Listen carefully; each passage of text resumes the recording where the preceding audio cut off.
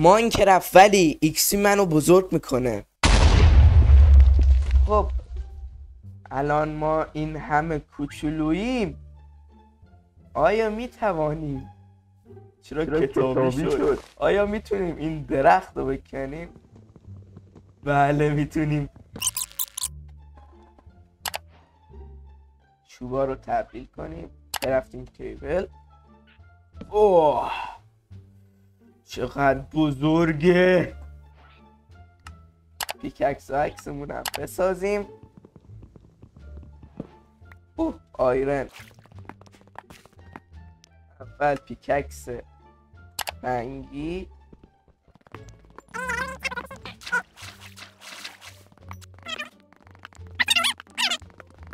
بزرگ شدیم.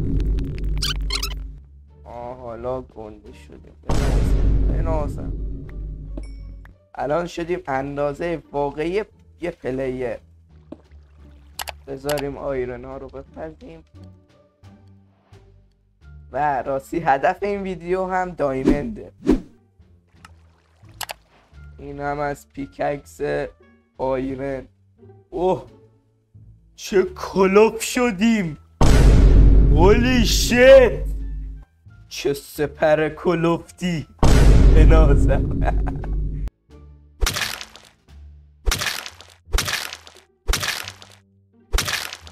این از اسموکر. این هم از غذا. بریم سراغ غار. چرا دمیج میخورم؟ چقدر کلوف شدم. این سپره چه کلوف شده. گوشته رو ببینه.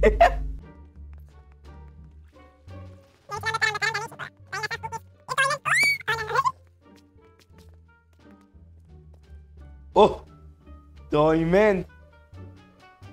بالاخره دایمند رو بده. 2 تا هم هست.